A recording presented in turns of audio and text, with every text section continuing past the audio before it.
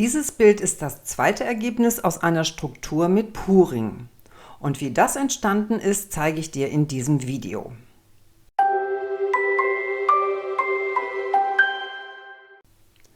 Wenn du dir mein voriges Video angeschaut hast, dann weißt du, welche einzelnen Schritte zu diesem Untergrund geführt haben. Beziehungsweise zur Erinnerung habe ich dir auch das entsprechende Video rechts oben nochmal verlinkt. Jetzt bedecke ich große Teile mit einer fertigen Strukturmasse aus dem Baumarkt. Den Materiallink findest du wie immer im Begleitheft. Und wie viel du abdeckst mit dieser Paste, ist jetzt Geschmackssache. Schau dir zwischendurch immer wieder mal das Ergebnis auf der Staffelei an. Dann kannst du besser abschätzen, ob du noch weitermachen solltest oder eventuell schon aufhören kannst, weil das Bild sehr gut aussieht.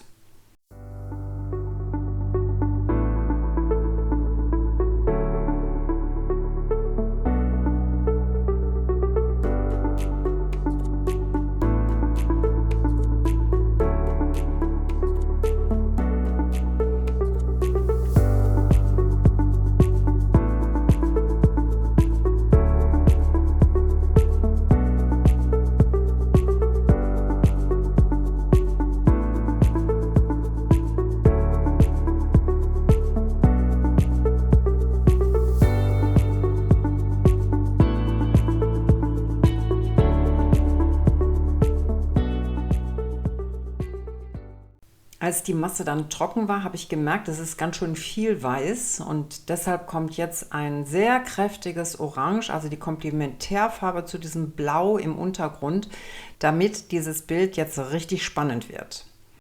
Das Pigment wird jetzt zu einer Acrylfarbe angerührt. Ich gebe etwas Pigment in ein Glas, es muss also etwas mehr sein, deshalb diesmal nicht auf dem Teller, sondern in ein Glas. Und dann kommt etwas Wasser hinzu, damit das Pigment sich schon einmal auflöst. Und wenn du dann merkst, so wie bei mir jetzt, dass sich das Pigment nicht in Wasser löst, dann brauchst du etwas Alkohol. Das kann Bioethanol sein, das kann Brennspiritus sein. Zur Not geht auch Rum und Wodka, habe ich schon alles ausprobiert. Und mit diesen paar Tropfen Alkohol löst sich dann auch das Pigment, das heißt das Pulver und die Flüssigkeit, die verbinden sich gut.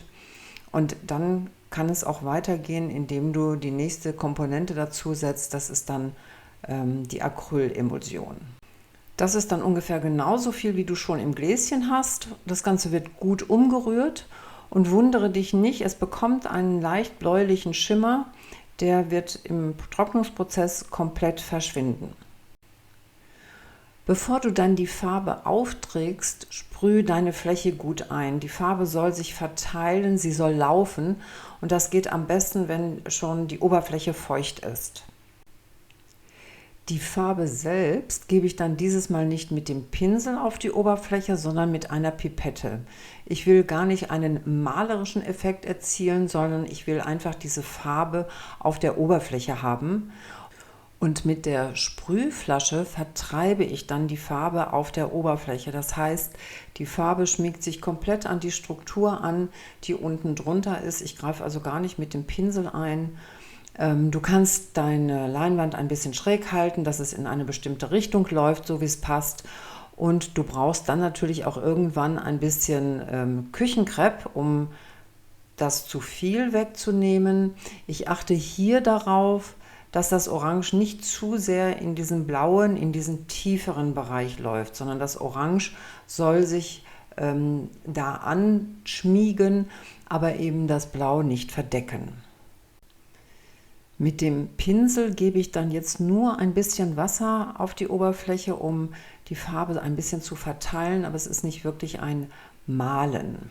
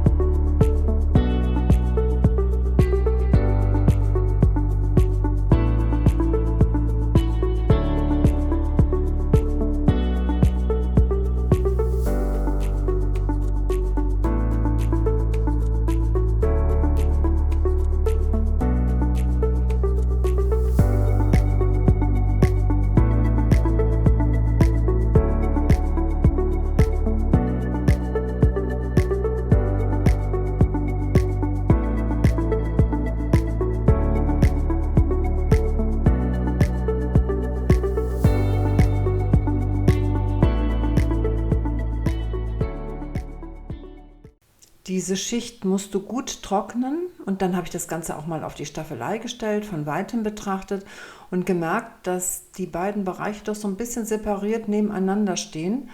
Und aus diesem Grund komme ich jetzt mit Schlacke, das ist also ganz klein gemahlene Schlacke, schwarz, glänzend, und streue die jetzt locker auf und verbinde damit sozusagen dieses Orange mit den dunkleren Bereichen.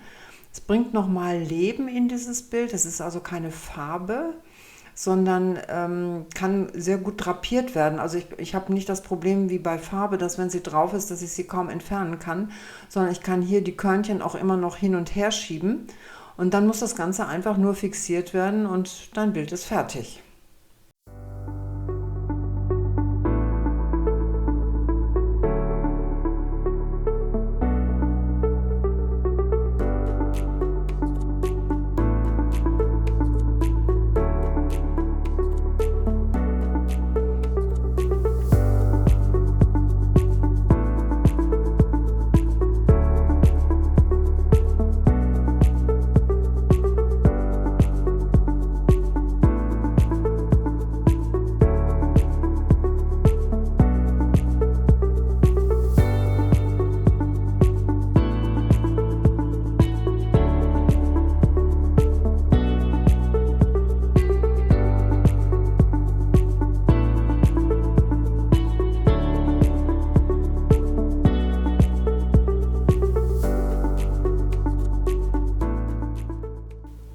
Und wenn dir das Video gefallen hat, freue ich mich über ein Like, abonniere meinen Kanal und klicke auf die Glocke.